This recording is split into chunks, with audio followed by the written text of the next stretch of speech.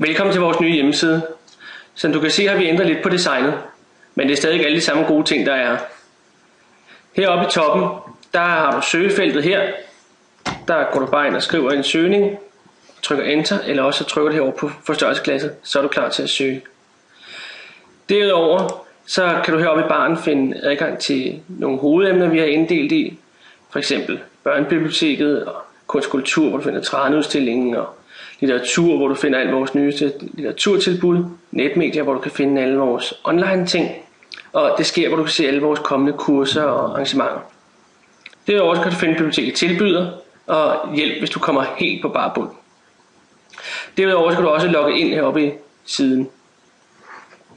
Men hvis du lige tager forsiden her, så skal du køre lidt længere ned ad siden, end du skulle førhen, men til gengæld så kan du finde alt vores nyeste på forsiden. På alle vores undersider vil der være sådan en banner her, der fortæller mere om, hvad det er, vi kan her.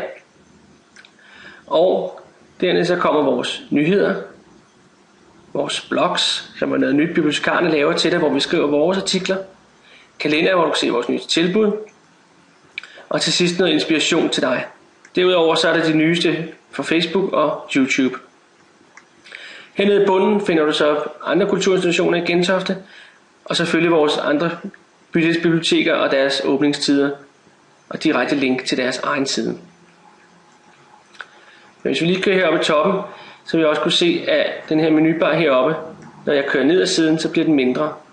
Men alle tingene ligger her stadig, og hvis jeg vil søge, kan jeg stadig gøre det herovre i hjørnet. Hvis jeg godt vil logge ind på siden, så klikker jeg heroppe i login, skriver mit CPR-nummer og min PIN-kode til biblioteket, som jeg plejer, og trykker på login. Så kommer jeg direkte over til mit bibliotek. Og her kan jeg med det samme se min lånehistorik her. Og som noget nyt kan jeg også se materialer, jeg har lånt. Her kan jeg altså gå ind og se tidligere lån på biblioteket. Og det er noget helt nyt, vi er begyndt på, at vi simpelthen kan gemme de lån, som du har lånt, sådan så du altid kan vende tilbage, hvis du glemmer et eller andet, du har lånt. Derudover så er der også mulighed for, at du kan lave dine egne lister. Her har jeg for eksempel lavet en liste med tv-serier, jeg skal til at se. Det kan også være bøger, jeg har læst, eller bøger til en opgave. Alt det her, det bliver simpelthen styret med de her Action Plus knapper her. Så hvis jeg trykker, så kan jeg altså lave flere ting med det her element.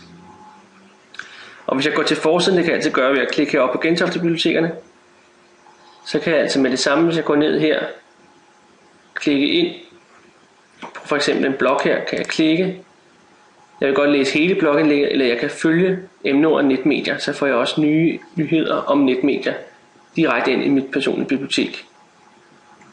Det samme gør sig gældende med, hvis jeg klikker her, så går jeg direkte til arrangementet. Så plusknappen er altså den, man bruger fremover biblioteket til at tilmelde sig og læse mere om tingene.